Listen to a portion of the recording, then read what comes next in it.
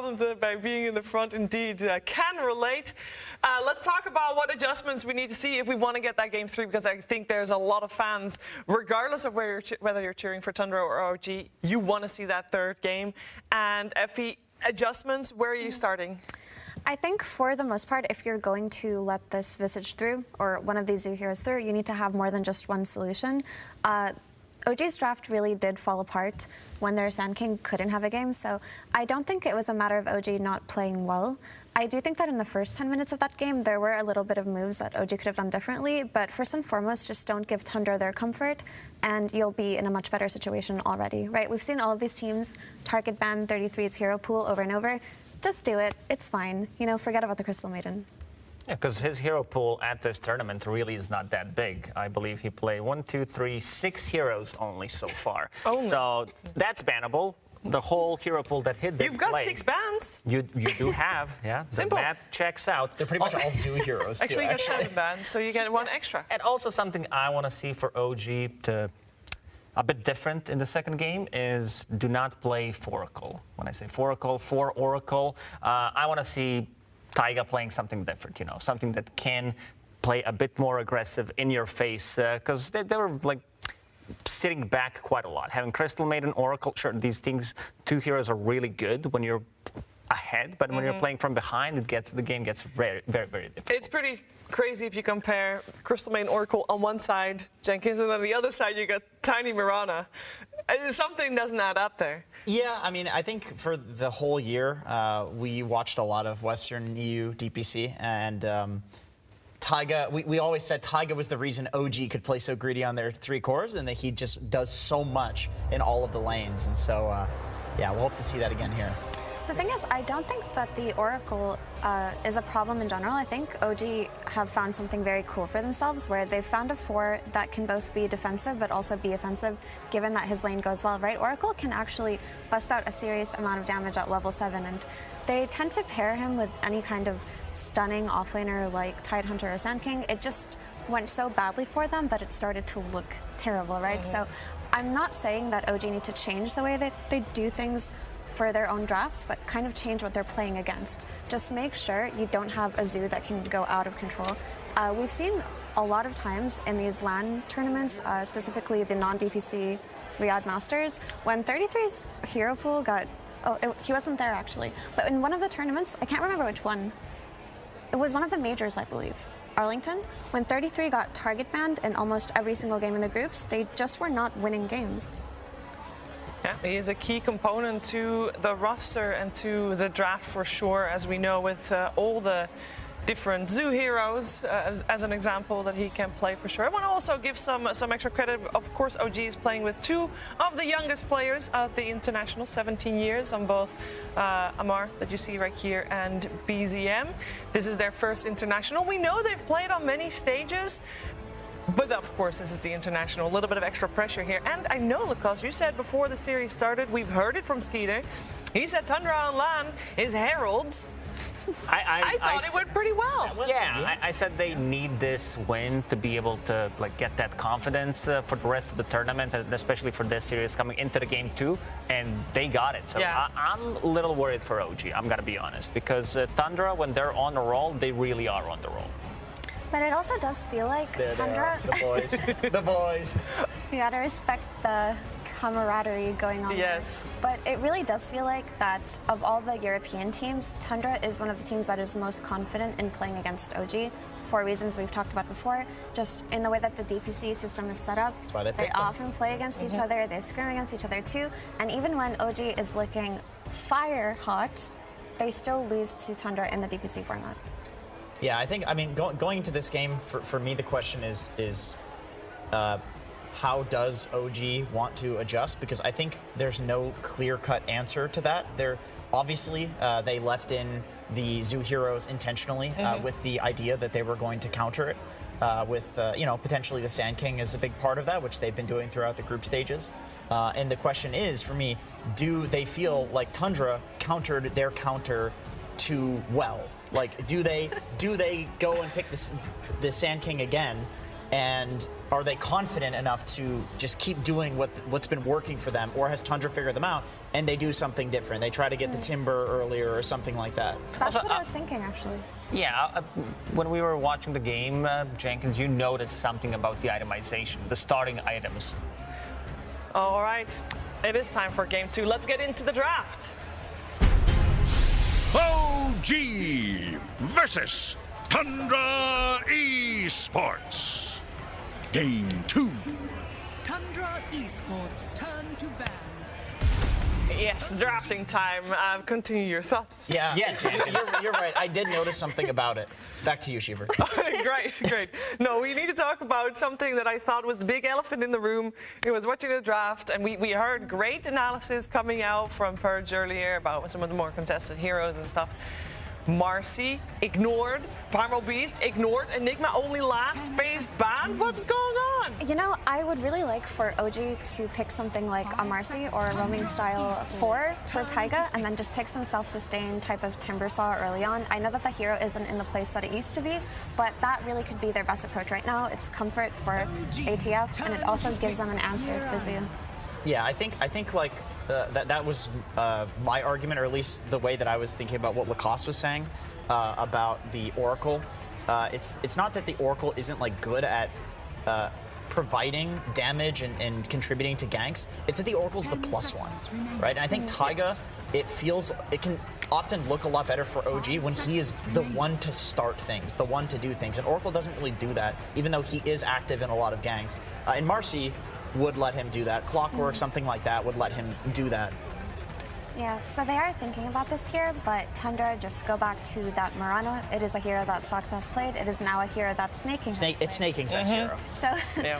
now this hero can be put on either side lane depending on which heroes they want to go here. I don't think this hero is the best hero in Dota, but Tundra are making it look really good. Yeah, I mean, something that we mentioned, Tundra is trying to break the game. Like, how often do you see position 5 Mirana? And also not starting with the arrow, starting with the Starstorm instead. Reading the recent changes, testing things out. So, these numbers are much higher. Yeah. They're better than the arrow. And also the starting items that we wanted to mention, but Jenkins always wanted to be a fool. But yeah, it was... Lots of mangoes. It was 3 mangoes on Slark. Mirana did start with 4 branches, 6 tangos, and the Fairy Fire, being able to, trade with whatever comes at her. And okay, this is a bit of an adjustment from OG. A very cute Primal Beast coming up. But I do like this more than the Ember already, because Primal Beast as a hero, right, he's flexible in that you can put him on the mid lane, the off lane. You can also have him played as a position 4, the way that Liquid have done it throughout the group Even stage. 5 is good, honestly. Yeah. So this hero can give you a lot, but also he's capable of fighting back with very little, right? His lane doesn't have to go incredibly well, even though usually it does. It does. And it's just so easy for him to respond to Tundra's early game aggression, right? He has this insane gap close ability that makes him just close off this distance. You never lack damage with this hero on your team either. Like, he does so much damage with Trample, and it scales too. And you also do have a hero that goes in without needing an item, something that did happen in the previous game where Sanking can't just run in. You did have Crystal Maiden and Oracle as your supports, so you are relying on that Blink Dagger. This time around, Primal Beast can just go in, have an Oracle behind you, which means that you don't need to care too much. There's going to be Oracle that's going to save you, and something that Jenkins pointed out, you're always going to have enough damage. That's a really good point. And I just think that this Primal Beast can do so much with so little, even early on, without even getting runes. It's easy for Primal Beast to just walk back base, TP to a lane, and almost always Kill get a somebody, kill, get back to right? mid before the creep wave hits the tower. So often when a mid hero can't get runes, it kind of really sucks for them, because you don't know if a side lane TP is going to translate to a kill. Because when you want to go back to your base, it's best to just go to a side lane, get a kill, and go back mid. A lot of heroes can lose so much by doing that, but Primal Beast isn't one of those heroes. Because Just runs over cliffs to get back. It's just too simple for him to do it. I think the big change to Primal Beast that made him good at going in without items, like you guys were mentioning, is the fact that you can use your Uproar during the ult now. Because when you go in and you use the ult, it drives a lot of the focus onto you. And so you just get max Uproar stacks immediately, and then all of a sudden everybody's slowed to a crawl. And you have this massive amount of armor, and yeah, just a massive amount of armor on the hero that has the highest strength gain in the entire game is it's a lot of HP to chew through. Do you know what looks like a really good hero for Tundra, though? I think they have played it once or twice too already, but the Shadow Demon versus the Primal Beast and the Oracle, while having Mirana in your team, you got to set up for the arrow, but you also get you also get Purge to just the Purge stops everything that Primal Beast wants to do, right? It stops him from charging, it stops his trample from doing any damage. You also have the disruption to save an ally. It just gives you a lot, so I wouldn't be surprised if Tundra go for it here. Yeah, it's a hard counter to Oracle too, right? Yeah. The constant purge on the heals that are coming through when Oracle presses the ult. That one feels really bad to play against. And if you play 4 and get an early Ags, it just gives you so much more that you can do in the game too. And we've seen that Tundra doesn't mind giving up farm priority to the supports when they need to. Yeah, at the moment, most of the bans on the side of OG are targeted seemingly to 9. Tusk, of course, we've seen him on the Tusk mid quite a few times, Tiny as well. And now the Luna removed for Skeeter, and there's the Marcy. Oh, Marcy Primal Beast on That's one. nasty. Yeah. Definitely didn't expect that one to happen. Usually it's like either banned or you get one. It's actually one of the sickest combos in Dota too. Like they happen to be the 2 OP new heroes, so that already is interesting to see them on one team. But the move speed that Marcy provides, and then throwing people back into trample, it's one of the nastiest combos ever. It really makes it so that if this Primal Beast is going to be a core, which it looks like it probably is given these heroes, his scaling with trample is going to be, it's just so much damage.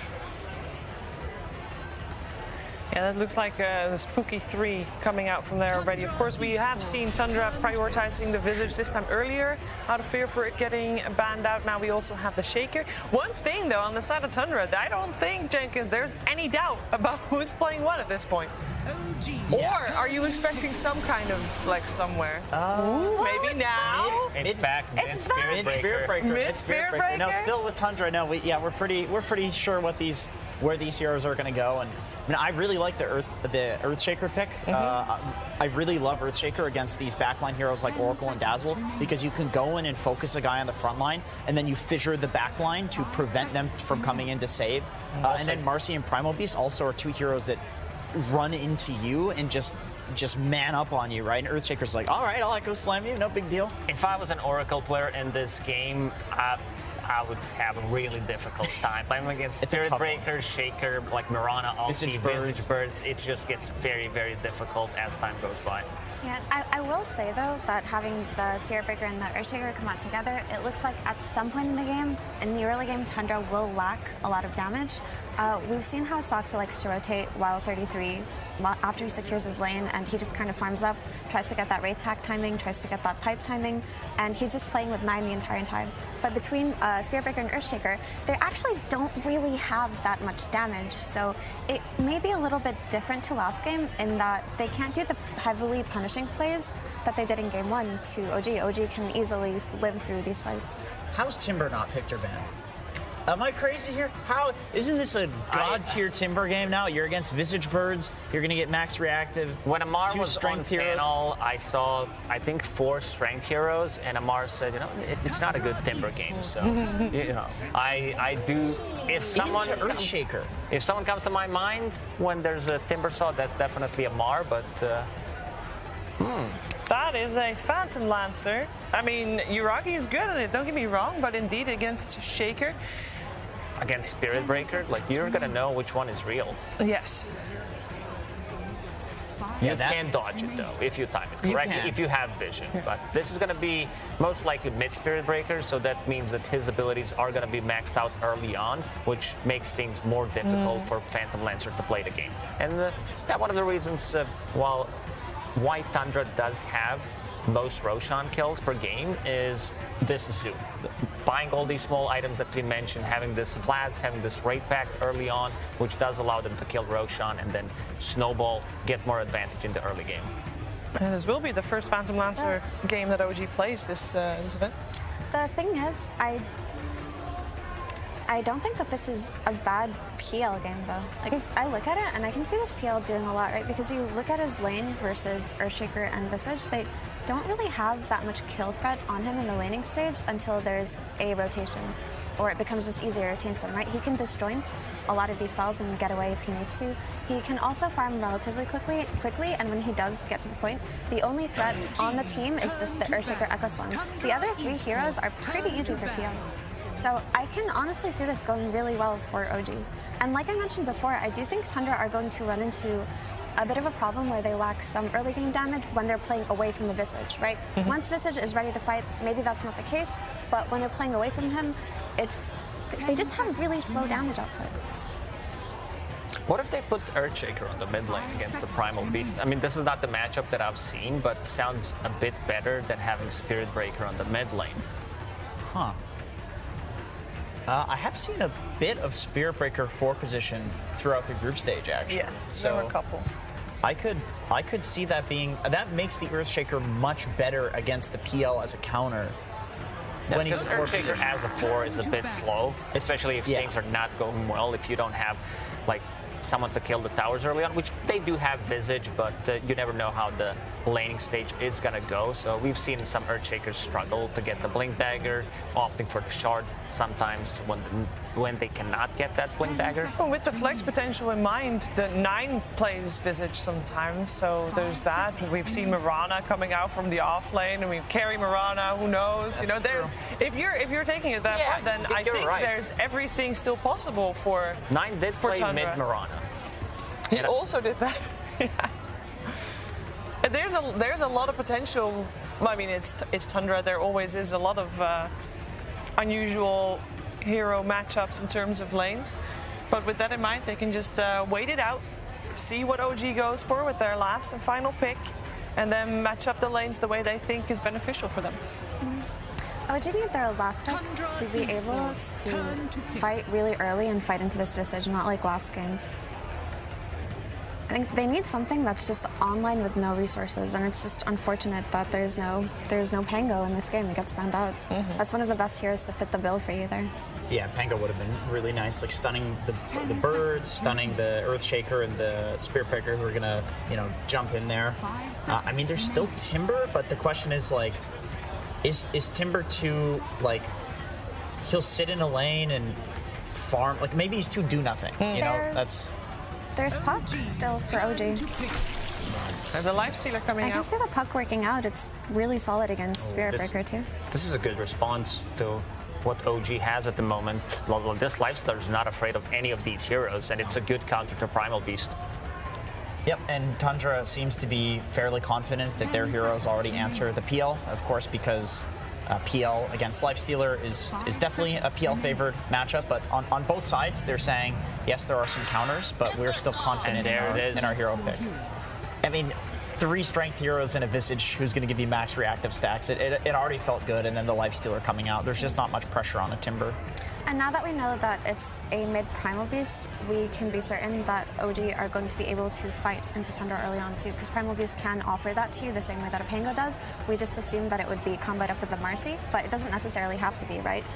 You're having a Timbersaw who can kind of self-sustain on the lane enables Marcy to go play with the Primal Beast instead of the Primal Beast coming to them.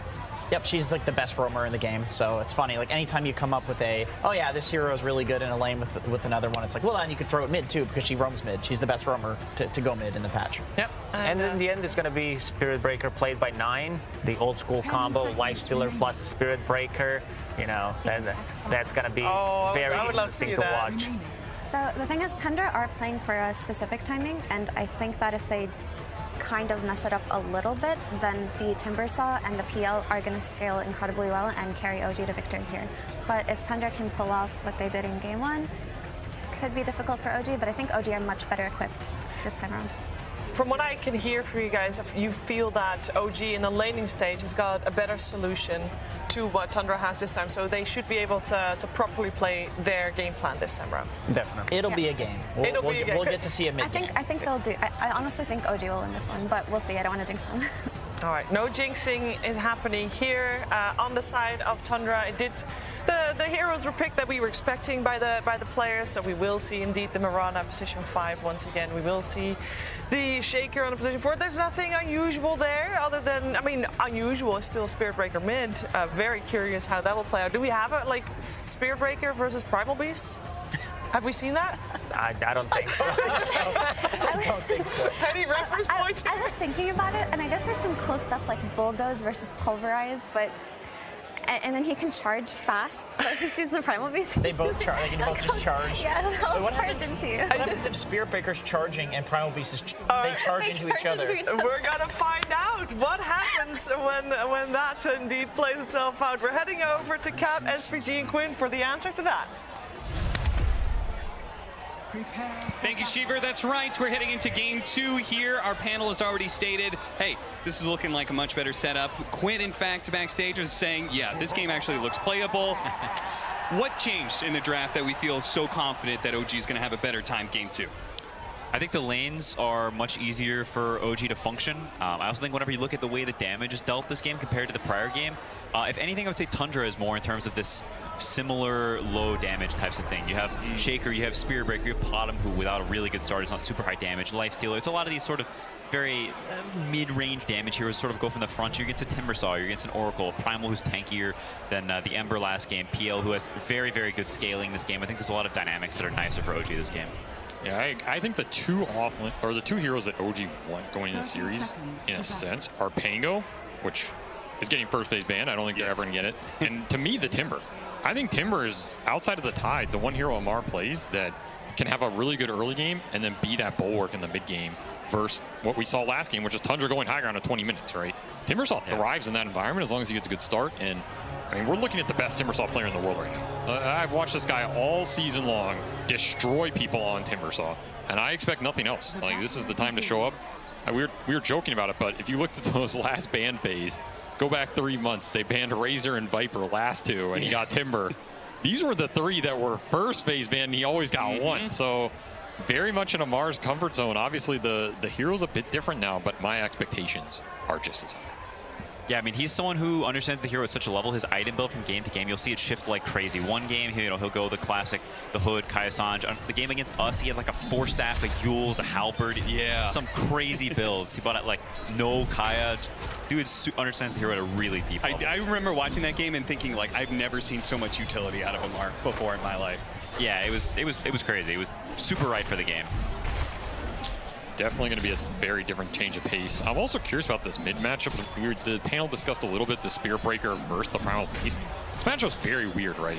Because you're, I say that, and already off to a different pace. That Timbersaw lane getting damage done between the heavy nuke damage. Snaking pays the price with level 1 Starstorm. Yeah, it seems Snaking just really underestimated the firepower of this lane. That's very awkward. But yeah, back to this. I mean, we don't ever see this matchup. What is this? I don't think anybody's ever seen this matchup. Maybe Quinn, only have you ever 9. played this one? I've never played or seen this. It looks like it might be Spirit Breaker favored. Yeah, if you ever Quinn, walk us through the details of this matchup. Yeah, really get into the minutia. So Please, we Unga need your Bunga. That's the most matchup? of it. Yeah. He's walking him down. There it is. You said it. It's just who bigger, who bigger who. He isn't That's all it is. yell. And Primal, Primal Beast has got the uproar. He's the biggest yeller. I'm not sure what happened. Maybe 9 charged him aggressively to try and stop him from CSing, and then he got yelled on. He might have like pushed it a bit too much, because I think what should happen is both of the 70 damage Unga Bunga heroes should just like CS realistically for most of the lane. But I think he might have got a little too aggressive, and it's a pretty costly death. You get behind on levels, and suddenly maybe this starts happening more. Yeah, he's being pressured again by BCM. I mean, it seems like you have to save this charge for the trample disconnect, and if that's on cooldown, this matchup looks not that much fun. On top of that, this bulldoze working with how the Primal Beast ults worked isn't that great, because you can't status resist it. It's kind of it's a weird matchup, right? I'm not sure if the planar pocket thing is still in there too. The planar pocket completely negates his ult. It just ends, right? It just negates. So this is a very weird matchup on how the spells interact. I don't know. We might see some crazy stuff, but I'm mid Spirit Breaker. I mean, you can't not love it, right? Charge on charge. We're gonna have a lot of fun with this one, that's for certain. Bottom lane, 33 under pressure here. You're gonna have to throw out the Fissure. They throw some damage back at Roggy. Roggy's okay. Man, he was really thinking. He doesn't even have Phantom Rush. There was no way he was gonna do anything there. I mean, he might regret that Lance. Now, pretty much 0 mana, so if he ever gets Soul Assumption, he's not going to have a way to dodge it with no Doppelganger, and no more kill potential with no more Lances either, so he's going to be in CS and chill mode for the rest of this lane now with no mana, realistically. That said, I feel like OG's a bit happier with CS and Chill with the PL versus Visage as opposed to the Morph. Because the PL can actually hit the early Diffusal, Manta, Heart, whatever order you want to go to get those items, and suddenly Visage teamfight becomes a lot more annoying, right? You have a great Wraith Pact killer, you have a great hero that can go and tank up a lot of the early attention spells and suddenly turn the tide. I feel like OG's a lot happier with this laning phase than last game. Yeah, but I think you've also got a lot better ways to rebuff this Visage if he goes to your tower. You've got a Timber who can TP in. Good luck killing him this game. You got a Primal who can gank the Visage. Once PL gets this diff you, Visage just can't just kick him out on his own. Like, PL's gonna come in and say, yeah, come fight me. I'll burn all your mana. I'll kill you, you know? So I think Visage, this game compared to last game, it is not even close to the same like level of terror. I agree. You gonna arrow Timbersaw under his tower and dive him? It might be a different story. So it looks like OG, CS-wise, pretty happy with all their lanes. The Phantom Lancer, who's bottom of the bunch, really isn't that far behind. Seems like mid lane's going very well, which is a little surprising to me. Taiga is going to be able to pick up the kill on Seeking again here, as he just does not seem to match up well against this 4 Oracle. Misha getting a little bit low, but so is 33. Iragi gunning for it. Does have one more Phantom Rush, and that final swing will get the kill. A big one to be able to take down 33's Visage. Already setting him behind in laning phase. 3 OG cores pushing the top here of CS and Net Worth. Very different start from last game. I think this is what they wanted to have happen last game, where that early magic damage trap can come in. This time, I think their draft's a lot more well-rounded, and they're having a way better early game. Should bode very well for them. That was not how I charge beat Spearbreaker charge. That was not how I thought that interaction was going to go, and it makes me question, like, besides the planar pocket, like, if the charge isn't going to be working, then what? Maybe it's something about the angle there, because I feel like you just have to yell louder. Right? Okay. Everybody knows the mics, they have volume detection, so if you yell louder while you're charging, the game... It's like a DS. Yeah, exactly. It's the 4th barrier. It gives you the charge advantage. I mean, we have so many innovations in Dota. What's one more for this line event, you know? Some shenanigans going on. I mean, Level 6 already on BZM. This setup is pretty rough. Like, if he ever presses trample, 9 is just going to lose, like, you know, a third of his HP, maybe half. Uh-oh. Not looking so good here. Nice dodge there. Not getting hit by the aftershock. The Fisher may allow Sox then to get back to the tower in time. Yeah, we saw the charge icon down there too. That was not 9 setting up a gank. That was 9 surviving the gank on mid. And now having to walk back to base. BZM with the earlier level 6 just pulverizes him back to the fountain. Taiga with some rotations. Again, 4 Oracle. OG's playbook for the event. They believe in what this hero can provide in terms of sustain for their Tricore. And if the Tricore comes online, it's going to be a lot more powerful. Hello. Goodbye. He did steal the haste rune, though. Oh, nice. That was a good pickup. Because Primal Beast with the haste rune is, I mean, that hero already, I love this Primal Beast mid. I mean, it just feels like it has so much impact. We start off with the last chance qualifier. We watched Thompson play it. Even if they didn't manage to make it through that event, they still showed the strength of this mid Primal Beast. He just is everywhere around the map constantly. Yeah, this hero is very, very strong. The kill threat he provides is crazy. He gives you initiation. He can scale like crazy. He gives you a buttload of stuns as the game progresses. Lanes are just non-stop fighting. Misha is going to get a bit low here, enough to push him back. Here comes the actual charge. First big rotation, the actual charge coming in from 9. They're going to start throwing some damage into Iragi. They managed to force him to use the Doppelganger early, which means this charge is going to be beautifully placed. Misha interrupt, but they can't quite stop it. 9 still gets off his ultimate and will be able to get the kill on BZM. BZM is now here. The dinosaur just grabs up Soxa, slams his head into the pavement, and bye-bye supports. There's nowhere for him to run to. Taiga will gladly take that killing spree. He's like, you know what, guys? Yeah, I'm going to play the sacrificial role. I'm going to play these healers and stuff, but I still want the last hits. This right here is not what you want to see. Yeah. The Lifestealer has been kicked out of his lane, and that is a worry. If you're ever on the team with Lifestealer and he's getting forced to leave. BZM protecting Taiga, and the setup here. Taiga secures the kill with the Purifying Flames. Dominating streak for him. Yeah, I mean, sort of the flip script from last game. You start to worry about Tundra's damage a little bit. Suddenly, this Shaker, Spearbreaker, Nakes together. Level 3 Potom. You're looking at, you know, a Timbersaw and a Primal with an Oracle behind them. You're wondering, I wonder if they're going to be able to kill these heroes as time progresses. I don't see Amar ever dying in this game. What is actually going to kill this guy? The Visage can't do much to him.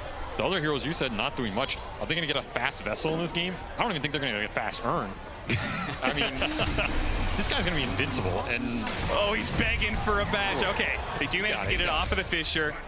Skeeter is joining in here. I mean, they got to do something a little bit funky here because, as you said, this game is not setting up well. So apparently all the cores are going to come into this mid area and try and chase down BZM with the Uproar. He's got some armor, so he's not the easiest to kill, but he will eventually go down. Just 5 mana off that onslaught, no escape mechanism. That's a huge pickup for them. That is the one core they can try and abuse, because the Phantom Lancer, maybe you kill him once more or whatever, but he is going to escape to the jungle. You're not going to find him for a while. This Timbersaw is invincible. You got to try and abuse something on the map here for Tundra, and it's probably this BZM. You know, abuse him with your charge him back. OG's going to have free reign playing behind the Mar right now. He's once again trying to solo kill Snaking. They have the burst, spells, half a second off. I mean, you could see Amara drawing circles there a second ago. Like, he's clearly a bit frustrated. This Podum's able to sit up here and stall. Like, the tower probably could have died maybe a minute and a half earlier, but the Podum's up there being annoying, dragging some waves. And the move Tundra made bottom earlier, where the Oracle TP, the Marcy TP's back down there, Primal TP, suddenly this Podum gets some time up top. Naix is just farming mid the whole time. You can see he got kicked out of the lane, but his net worth is not bad. It's considerably above the PL, so the move from Tundra bottom earlier, having pretty big dividends for slowing down this Timber a little bit inadvertently. And with the damage problems we outlined for Tundra, it feels like Mirana actually having levels could be really important. Yeah, those levels in Starstorm make a lot of difference. I mean, the levels for both supports. Like, the extra Fissure levels. This Fissure is a pretty high damage nuke now, but you need the levels, potentially Shard, to really maximize it. Yeah, particularly with the 10 talent, we've talked about that. It's, how good it is with the Shard and everything. It's surprising amount of damage. This is like last game, Amar moving down bottom to defend the tower against the 33 Visage push, only now he can actually do it, right? Yeah. He is a much bigger boy with a lot more armor than that Sand King.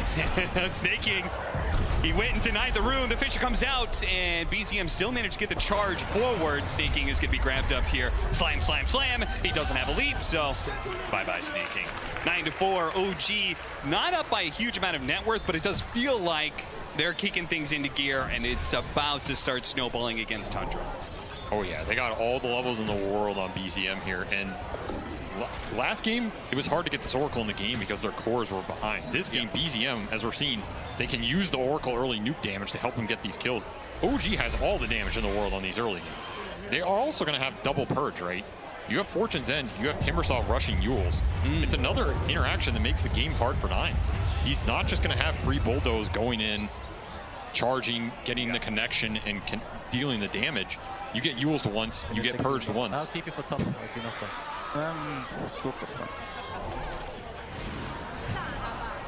Check in with the teams there for a second, just seeing what they're up to, and it feels like OG will feel pretty good about them. They do have Tundra. They are going to have to start making some moves, and Skeeter, once again, is going to try and get involved here.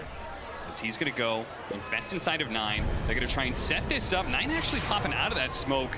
Taiga's already here as well. They're going to start scouting things behind the tower. They're going to go for Amar, but Taiga is behind him. They need to be able to address this Oracle and kill him quickly. They get that fast kill, and now Amar, let's see if they can chase him down. Saksa was on the other side of things. He's going to need to hit a lot of stuns, and the rest of OG, yeah, they're here. Amar turning around with the Chakra, the Moonlight Shadow, allows them to get on top of BZM. Oh, they didn't have any detection. They didn't expect this one. Even with the arrow coming in, it's not needed. They just bursted down that Primal Beast. Where was all that damage? Is the Life Stealer just pumping out a lot of damage on that Primal Beast? Yeah, apparently so. I mean, I think this Timber TP bottom maybe looks a lot better than it actually was. I think if you compare it to like the games where this TP feels extremely powerful, there's not that much pressure on the next top. You see him just pour top and he just runs all the way down the lane. And the way this Timber is bottom, like it's not like Tundra's forced to go there. They're not getting squeezed elsewhere, you know? So he's sitting there and he's not really pressuring much. He's delaying the tower some, sure, but at any point, Tundra has the map sorted themselves. They can make this move there and it's a bit awkward for OG. Yeah, they're trying to run it back and get the punish without the numbers. Double core commitment for OG. Saksa trying to intercept. It was a good echo, but unfortunately, he just doesn't have the damage. Doesn't have the levels, no aftershock, or just level 1 rather. So he's probably going to get chased down as well, and Snaking just has to fully abandon this bottom lane. OG showing up in force. I think that was the type of skirmish they were looking for, right? It has to connect between Amar and BZM, being those frontliners, getting in there, setting up the fight. Like you said, Skeeter does get to push this top lane all the way to the tier 1. He will enjoy this time, and he's catapulting up the net worth. Yuragi not far behind, though. He got tier 1 mid on his own during all that fighting. Pretty big objective for OG they got for free, and I mean, he's cruising as well. This is a pretty damn good Phantom Lancer game. Yeah, very scary. I think if anything, in the past couple minutes, Yuragi probably the biggest winner, having this bit of downtime where he can just ignore everything, pretend there are no other heroes in the game. He's playing World of Warcraft, and he is just collecting the gold like it's his job. And it kind of is. A little bit of PvE action for him. The carry player's dream. Yes. Okay, so we talked about they don't have that many answers to Phantom Lancer. How good is Spirit Breaker in that regard? When he gets to like his Aghanim Scepter and his like the AoE charges that he does, can he be okay? I think Spirit Breaker's fine. Like Spirit Breaker and Shaker, they both give you tools to help control the Lancer a little bit. In the very late game, I think the Spirit Breaker matchup gets better because his damage gets amped a lot, right? If we're talking like Sange and Kaya territory with Ags and you're just getting huge charge throughs, you can also take the fight on the backline with the Breaker and kind of ignore the PL a little bit. Sure. With the Visage Birds coming in to help, can be a route they go. In terms of direct counters, though, maybe you're going to try and build some Maelstroms. Skeeter's already queuing one up. I mean, you're going to need a lot of small counters put together, right? Because Lifestealer, he really doesn't address Phantom Lancer at all. Yeah, I mean, you have the stuns on Tundra, but you don't really have the damage. So maybe there's some point where PL doesn't have the tankiness yet. Maybe he's got a Yasha and he's working on Manta, you know, but he doesn't have the heart yet. And maybe there's some good fight where they can abuse the stuns. But there comes a point where the heart starts coming around. Maybe it gets a little bit spooky for Tundra. There's a window there where they really lack the damage to deal with this PL. Comes the charge. Don't even need to use the ultimate for BZM. Once again, Snaky's just going to the lanes that I think nobody else really wants to go to. And occasionally he'll tank a death or two, but he's just trying to get something out of this. 33. They want this. Oh, we got knocked to the low ground. Got knocked to the low ground, and Misha pursues after him. Oh, that wasn't what you wanted whatsoever. Did Misha, I wonder if Misha had the idea that, like, don't worry, guys, I'll toss him back up on the high ground. Because that is not the place he wanted to be, for certain. I mean, there's a lot of hero displacement spells in this game. Yeah, there is. Like an acrobat session or something. People are going to be bounced around. I think, yeah, we see Yuragi. He's actually going S and Y here. So he's going to build S and Y into Heart. That is going to be extremely hard for Tundra to deal with. Meanwhile, BZM, he's just keeping his foot on the pedal here. Yep, trying to go for Zoxa. They do have Skeeter showing up with a charge coming through as well. BZM may be in a bit of trouble here, but Taiga's sitting in the back. He's ready to go with the save of the False Promise. Misha, he's going to use it there. Taiga, Misha turns around. He does what damage he can. False Promise is going to wear out. He probably will die here, but at least he did some damage on his way out. Taiga almost getting charged. They lose vision. Now they get into the charge. Oh, the self-purge. What a beauty. And a big onslaught in from BZM. Knocking back 4. He'll bring down Snake King first with the Infest inside of his 9. They're going to be able to get a little bit of a reset here. But is OG going to keep pursuing? Is Tundra going to fight back underneath his tower? Both teams posturing, feinting, but ultimately not pulling the trigger. What a sick Fortune's End by Taiga there. Catches them both, prevents the charge connection, gets the purge as well. And BZM is just rampaging. The damage is just overwhelming. A DD for BZM. Sees the charge in from 9 and knows, hey, that's a freebie. That's all me right there. Yeah, I mean, here's where the map starts to get a little bit spooky for Dire. Suddenly, things are really open. This PL has a lot of free reign, and Tundra still hasn't taken this bottom tier 1. All the towers still up. You start looking at places where you can realistically get kills, and those places are few and far between. The biggest one being this bottom area, and OG is taking advantage and winning those fights. So, where is Tundra going to open things up? Yeah, there's only one place Tundra can fight, and it's always Amar sitting here, preventing them from doing that. 9's going to TP down, but he's just stuck here too. He's trying to get the Shadow Blade, an item that can help them open up some of these areas, make it scarier for the PL to push deep. It has to connect with something though. I don't think the Spear Breaker has enough damage on his own. It has to connect with the Morana or the Earthshaker on top. Soxa is choosing to go Shard over the Blink, so he will play off those fissures, got the levels of it, needs some extra Aftershock. Yeah, it makes sense. It feels like they do need the impact right now, right? Yes. I mean, we start stalling out the game any longer, we get to the point you were talking about, right? Where the Phantom Lancer is too tanky for them to deal with.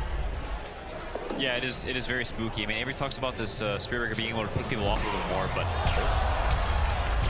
Grabbed. Skeeter does still have the Rage. No Infest, though, so he's going to have to back out. BZM realizing that he's actually still has some capabilities of fighting here, especially with the rest of OG backing him up. Tundra was smoking there. I think they really wanted to be there at that moment to take the fight, turn it around with the lifestealer. They still have an opportunity, maybe be able to burst down BCM. They get him. And the jump in from Nisha puts him in a nasty position. Skeeter should be able to finish this up. Once again, there's going to be the false promise, but Misha knows he's dead. He'll just go down fighting where he can. Amar's going to show up. Skeeter needs to go down. That BFS, and he's dead. Overextending himself. Echo. Oh, Uragi has overextended himself. And the Fisher straight over onto Amar was a nice touch there from Soxta as well. All right, Tundra striking back with this random river fight that just connected off the back of that smoke. BZM did not get BKB off or anything. That's a completely different fight if it goes the other way. Moonlight Shadow. This spell, it works at TI for a reason. Snaking, busting it out, doing a huge amount of work off the back of the smokes in this ult.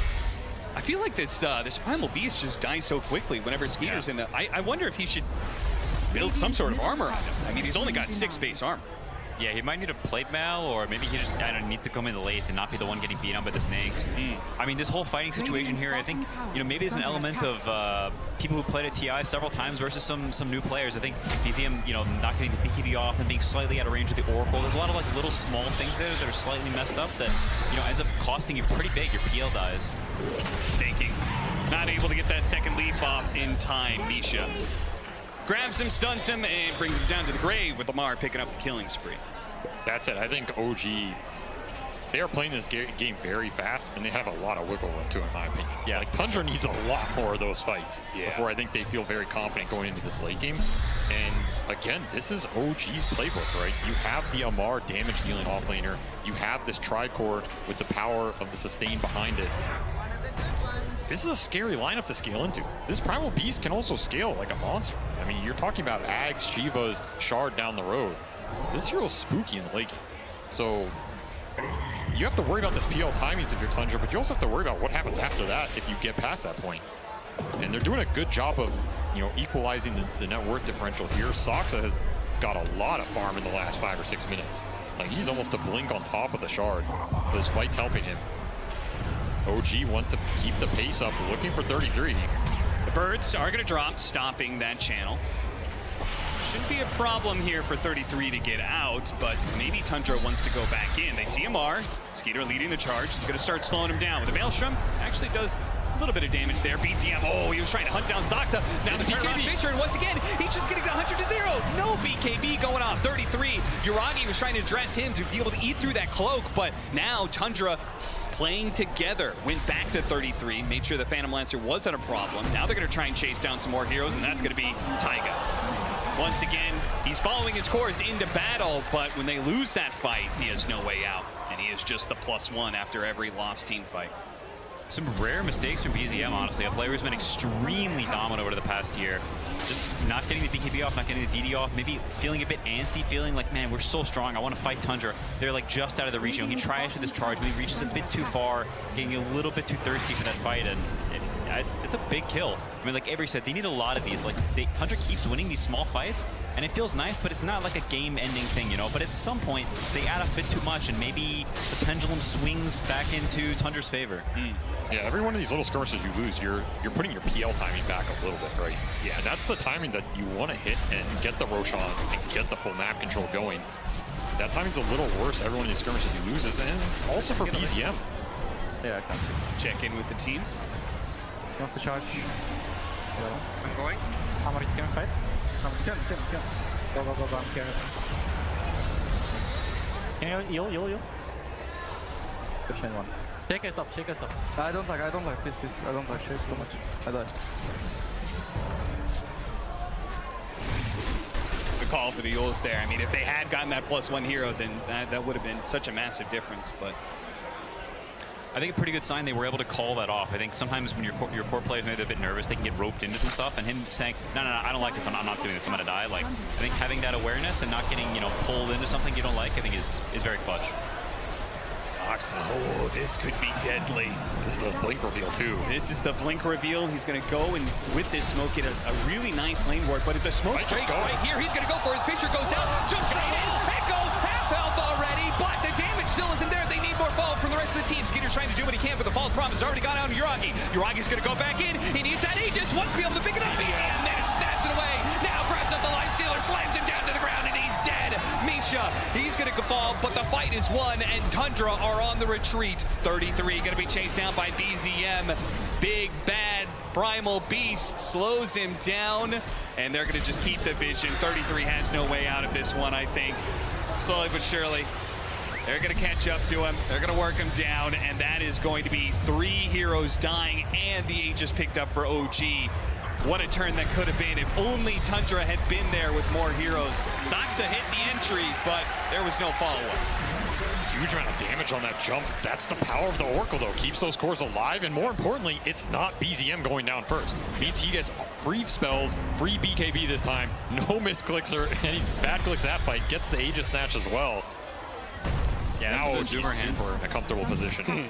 The Zoomer hands come in handy. It's crazy how much impact these fights where everyone is just clicking Roche and somebody clicks it first, like it has such a giant impact on the game. Maybe if Nakes takes that, the fight swings the other way, but you know, now suddenly Tundra's sort of in that position where they really don't want to take that fight. Shout out to BZM for that positioning there. Him being able to charge back in was super important. Even Misha is just staying alive in these fights for a huge amount of time. There's a lot of sustain on this OG lineup, and if you run out of damage, the damage from Tundra is pretty discreet. You have your spells you throw out, the fissure, the charge. They live through that, gives PL the turn. Aegis helps these fights stay even longer. Tundra need to think about who they're prioritizing these fights, who they're jumping, who they're going on, syncing the damage up with the stuns, and then maybe resetting, right? You don't want to get caught in a situation where you're giving too much time for PL without the control of run. Maybe the one upside is Aegis is not on that Phantom Lancer. Yeah. The sieging is a bit worse from OG, but that said, I don't think Yuragi's too scared. EZF definitely isn't. No, he is not scared at all. They're going to once again do the turnaround with a Fissure and put some damage onto him. But of course, not only does he have Oracle, he's got the Aegis, he's got a BKB. Charge from behind. Out there. Ooh, this is interesting. Manage gets 2. The most important hero, Oracle, dies first, and Misha's going to fall too. BZM has already lost his Aegis. Tundra, this charge in from 9 may have just set them up for a fantastic team fight. The second part, he's going to get the charge on through. Doesn't actually hit the real Phantom Lancer, but the charge comes in from BZM this time with the onslaught. He's going to go for the BKB TP out and just make sure he stays alive. Thanks to the uproar, that extra armor is going to go to work. What a disaster of a push. What a charge angle from 9. How did he get that? He was just an enemy jungle farming after the Lost Roche fight. Just comes in from behind. He had the charge on the Primal Beast who showed, ends up catching the Oracle with the Infest. Don't mind if I do right there, sir. I mean, I think 9 quietly playing a really, really good game. I think keeping up this level of net worth on a Spearbreaker, especially after such a rough start, after the map being kind of scary, like him having this 10,000 net worth, having this BKB, continuing the scaling is really important, not only for like their continued scaling, but also just like it's so important for their heroes that he's able to have this net worth. I think 9's played a really good game so far. Yeah, Spearbreaker is one of those as a core, it kind of snowballs in that regard, right? If you get to the Shadow Blade, Aghanim Scepter and such, and you one-shot waves, then you just continue to build up on those items. But if you don't get to that point, you just become another support, perhaps. Uh-oh. He's going to maybe have to blow the BKB. Nope, the Fisher's going to come through. Really good tap. Another Iseko. They're going to change Stun Yuragi. Oh, the onslaught. It's not enough to be able to save him. The BKB goes out from 9. They go for the Invest. 9 can keep the charge going up, but he's immediately. He had a laser focus. He is looking out for that Oracle. He's got a head on a swivel. He found him, and now they're going to be able to get the Timber Saw as well. 9. Really good save. I mean, Skeeter jumping inside of him enabled that in the first place, but 9 being able to find the right hero to charge every time. Man, that's a sign of a Visage play right there, too. It didn't even look like the bird was even close, but he knows the range of the drop, so he just barely clips him on the edge. Getting that +1 kill, like, that's the top net worth Timber Saw.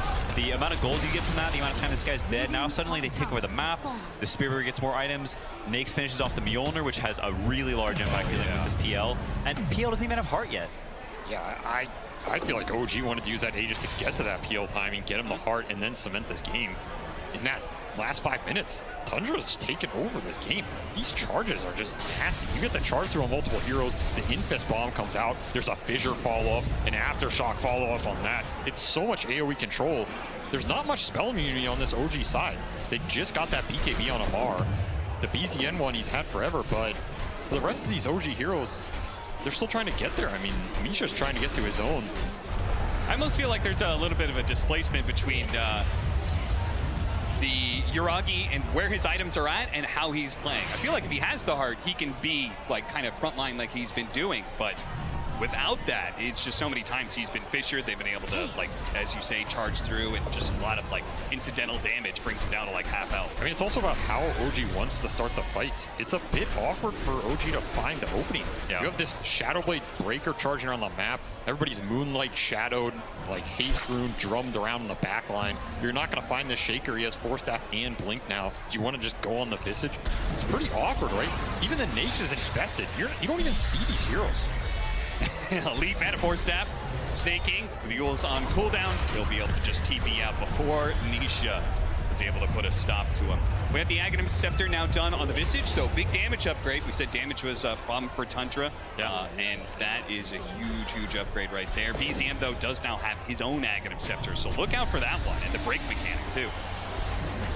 They're sneaking. Another charge. BKB immediately going to go out. They're going to try and disengage. They force something out of Amar, and if they can cleanly get out, reset, and maybe go again, they'll feel pretty good about it.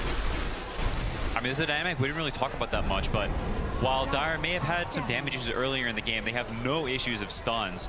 OG really not very easy for them to start fights. It's either a charge, it's a Marcy jump, it's an Oracle Q, not really super consistent ways. Dire has like 15 angles, 12 stuns, like they're coming from all different places. And if Radiant isn't invincible, at some point it's a little bit spooky for OG to actually start the fight, like Avery was saying. Now Tundra just boldly going into the triangle here. Uragi's going to start it off, though. Yeah, once again, they found the Shaker. Snaking, they found the Earth Shaker. That is so important. They have the Chakram going out. Soxy gets a little bit of Force Staff away. Snaking helps him out, and they manage to reset. Meanwhile, Skeeter put the damage and already killed Misha. They're going to find the real Phantom Lancer here. Managed to get the ultimate off on him, too. He's going to be False Promise. They need to be able to save him. BZM right in the middle of things, trying to go for the break, but the Visage took hardly any damage whatsoever. And it seems like Tundra as a whole are looking pretty good as the Echo goes out in the back line to try and distance himself away from this Timbersaw. And now the rest of the team starts funneling in. They weren't able to get that chain stun. Visage needs to get out as well. Fortunately, that Aghanim Scepter allowing him to fly away. He's keeping on top of Uragi, while Lamar did find a little cubbyhole to be able to TP out. So both the sidelines are going to be able to retreat and reset, but Tundra, once again, walking away the victors of the team fights. When was the last time OG won a fight? When was the last time they killed a good target? I mean, we're talking about fights. It's just so hard to latch onto any of these heroes for OG. I mean, the stuns are pretty much on BZM to lock somebody down so Mark can get the damage out. They're surviving for a decent amount of time, but even that Shaker kill, that is the best target they can get in these fights. Find the Shaker on the back line, take him out. You remove so much control. He gets the force out, and he's living. Now all of a sudden, this fight is super weird, right? There's going to be more fissures coming in. You have to kind of try and fight around your Phantom Lancer, but he's getting his ass beat. I mean, yeah, it really was. Once again, BZM didn't pop the BKB right away. He got hit by the Visage stun as he charged in. A little bit costly. And that cost him the Earthshaker kill. I mean, it's just so annoying. There's so much random stuns in this game that you can't see. Yeah. Anybody can be invis charging through. Some bird's invis drops on your head. I feel for him. Hidden all the clutter. Yeah, there's a random arrow in here, you know? Not an easy game. I mean, it's also a game where this PL hero, he's not really able to solo kill people because there are so many stuns on Dire. There's so much kiting, the Force Staff, the invis, all this garbage. Another infest charge. Oh, they found the Oracle. They had the vision. They get the charge, and they also hit Nisha at the same time. So both supports already dead in this team fight. Meanwhile, Uragi, most of his time was spent being stunned. Visage familiars and the Visage himself dropping one after the other, completely stalled out any damage he could get down during that time. Tundra is going to respect OG here. They should. A buyback went out from the Oracle, so they got a lot out of that. No reason to push their luck.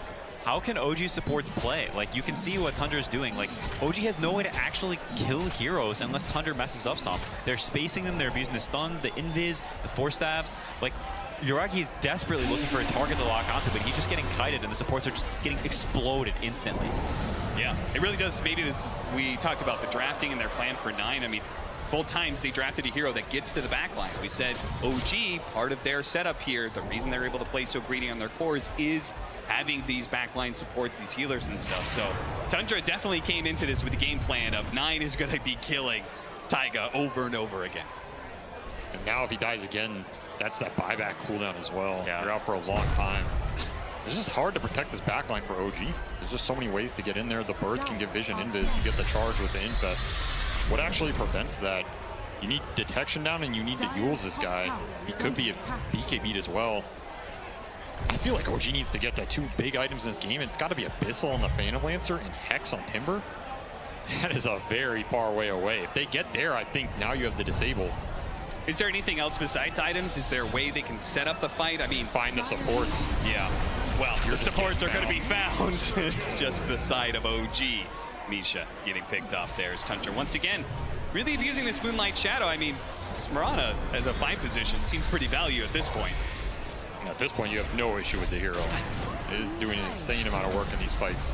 You have limited detection, especially most of the time, you know, detection coming out from your 4 and 5. This is not a 4 and 5 duo that wants the front line to plant a sentry or something. Like, you just instantly die. The core's got to do it because they're the ones who are up in front. Yeah, and we actually saw OG had a gem earlier in this game. That's why they got it, because they knew they needed this vision on the front line. Yeah.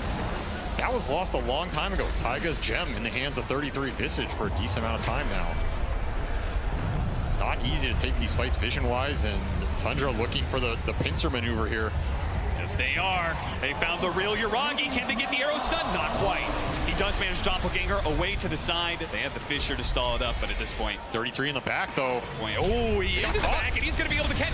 They spotted the Oracle. Their charge is coming through, and he's already dead. BCM, meanwhile, does manage to grab 33. They've broken him and managed to get through his cloak, but he dropped down into stone form, so he's good, and Skeeter now comes in with a cleanup. A charge on through. Bumping BZM. Gets the bash as well. He's good. Slammed on the Uragi, and that is it. Triple pickup for Skeeter. Ultra kill in the end. And now it's time to go high ground. Tundra.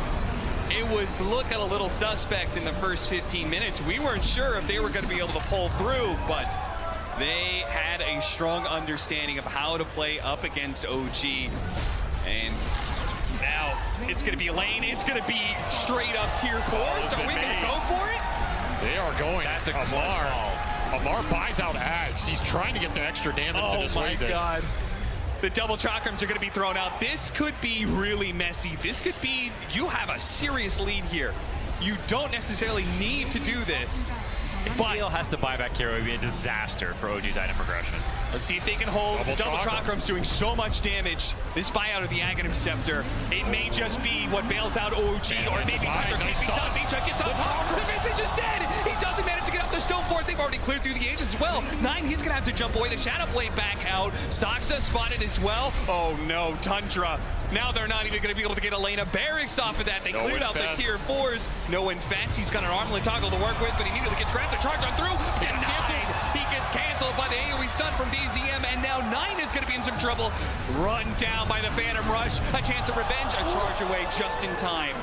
The last bit of damage wasn't there quite yet. Tundra still a massive lead. Don't get me wrong, but surely they would have felt very good having Elena Barracks up and not giving away those kills. Man, that is one of those calls at TI. It's like, it's a nice edge call if it's worth it or not. They get that Phantom Lancer buyback though, so all things said, probably still slightly favoring Tundra here, just destroying that PL economy. I think you're happy to sacrifice your Lifestealer once for that, but it's so you definitely feel good if you're OG. We need stuns. We need stuns. We need to farm Hex. I don't reach. It's not about Hex only.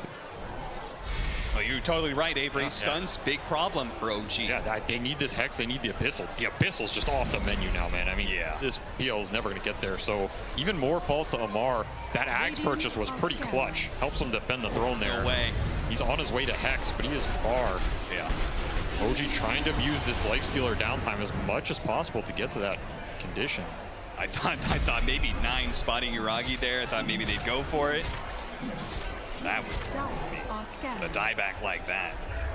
Could just be game. When the game is on Amar, this game's on Amar.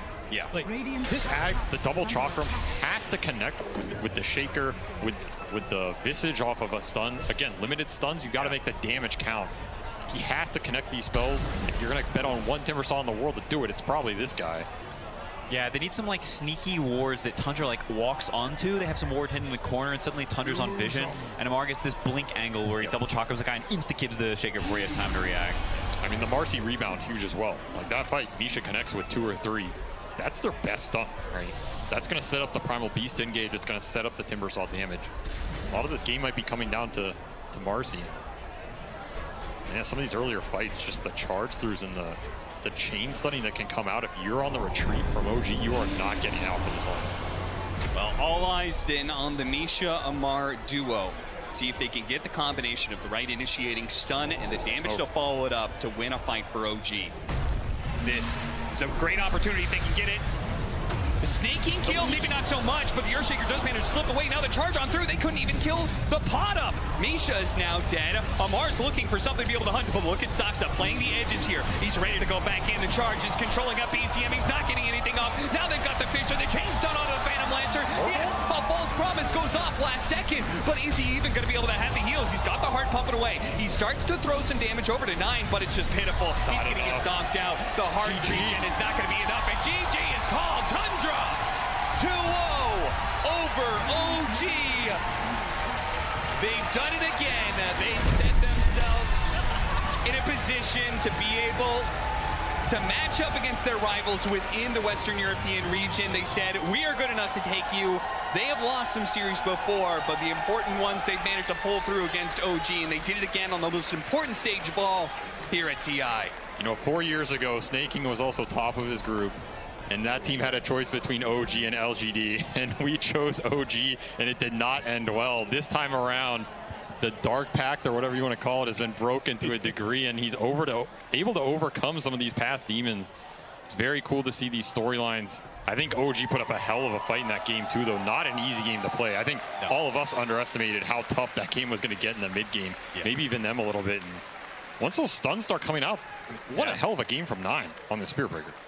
Yeah, 9 and Skitter both, honestly, just super high impact in this game. You talk about Skitter's leaning in Nigs against a Timber Saw, and he's like top net worth. He's highest damage. We expect low damage from suddenly he's just killing everyone. I think Skitter had like an insanely good game. Great performances all around by Team Tundra, and I'm sure the panel has a lot more to say about this 2-0 over OG. We do indeed. Thank you so much, Cap, SVG, and Quinn. Another 2-0 here in this upper bracket, but this is the first one where the team that chose their opponent actually won against their chosen opponent. So congratulations to Tundra for being able to break that curse. I am joined by Jenkins, Effie, and Lacoste. So we're going to break down this game. Lacoste, this was a game where OG had a way better shot at the game compared to that first game. Most definitely. I mean, looking at the last pick, it was Amar's Timbersaw as their last pick, and I'm pretty sure that Tundra knew it was coming. You know, that's the one hero that always comes to your mind when you're thinking about OG, and they did have counters. Like in the laning stage, it wasn't that good because, you know, Timbersaw did manage to push out Lensler when 33 got target banned in almost every single game in the groups, they just were not winning games. Spirit Breaker being able to he is a key component to the roster and to the draft for sure, as we know with all the different Zoo heroes as an example that he can play for sure. I want to also give some extra credit. Of course, OG is playing with 2 of the youngest players of the international, 17 years on both Amar, that you see right here, and BZM. This is their first international. We know they've played on many stages, but of course this is the international. A little bit of extra pressure here. And I know, Lacoste, you said before the series started, we've heard it from Skeeter. He said Tundra on Lam is heralds. I thought it went pretty well. Yeah, I said they need this win to be able to like get that confidence for the rest of the tournament, and especially for this series coming into the game too, and they got it. So I'm a little worried for OG, I'm gonna be honest, because Tundra, when they're on the roll, they really are on the roll. But it also does feel like Tundra, The boys. you gotta respect the camaraderie going on. But it really does feel like that of all the European teams, Tundra is one of the teams that is most confident in playing against OG for reasons we've talked about before. Just in the way that the DPC system is set up, they often play against each other, they scare against each other too, and even when OG is looking fire hot, they still lose to Tundra in the DPC format. Yeah, I think, I mean, going to this game, for me, the question is with his charges, and also the players played very well. How does OG want to adjust? Because I think there's no clear-cut answer to that. Obviously, they left in the Zoo heroes intentionally with the idea that they were going to counter it with, you know, potentially the Sand King is a big part of that, which they've been doing throughout the group stages. And the question is, for me, do they feel like Tundra countered their counter too well? Like, do they go and pick the Sand King again? And are they confident enough to just keep doing what's been working for them? Or has Tundra figured them out and they do something different? They try to get the Timber earlier or something like that? That's what I was thinking, actually. Yeah, when we were watching the game, Jenkins, you noticed something about the itemization, the starting items. All right, it is time for game 2. Let's get into the draft. Wants to charge. I'm going. Hammer, you can fight? Yeah, go, I'm carrying. Game 2, let's get it. Oh. One. Shake us up, All shake right. us up. I don't like, please, I don't like, shake too much. I die.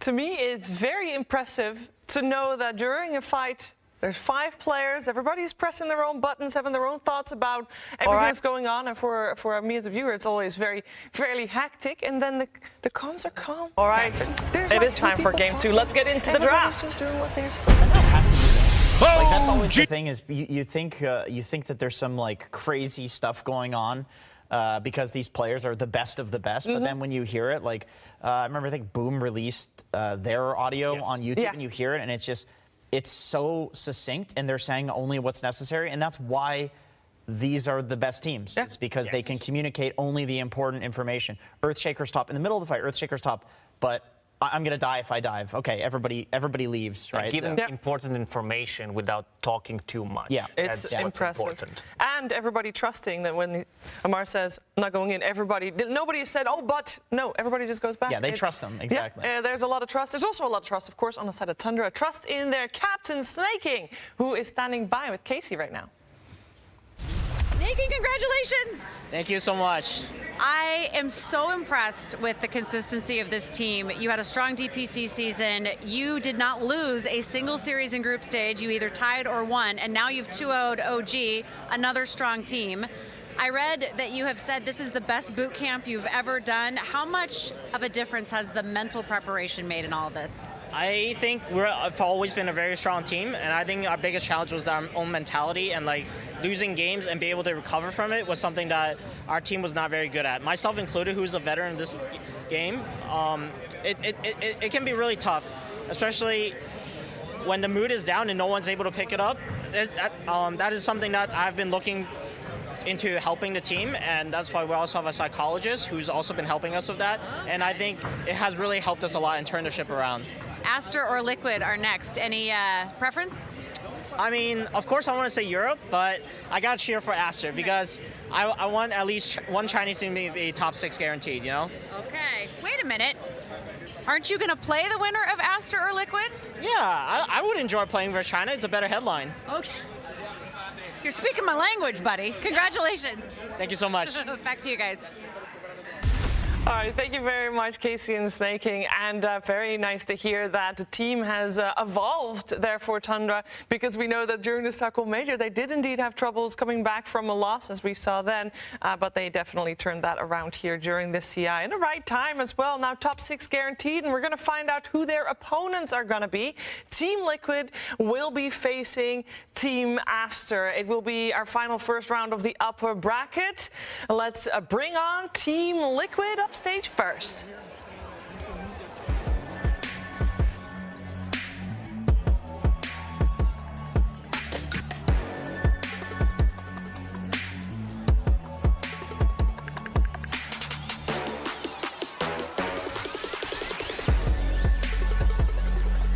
Team Liquid.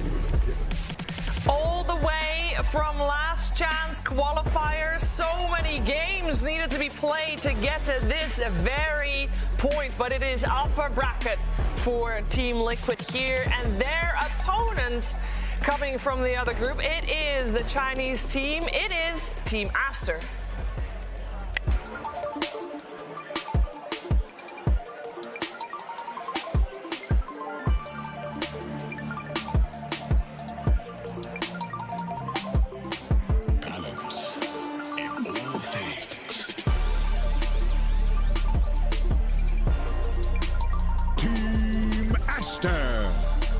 Team Aster coming fourth in their group. Of course, having some ups and downs during that, but when it counts, they do show up. At the moment, they are the last remaining Chinese team in the upper bracket, and so there is a lot of pressure on their shoulders.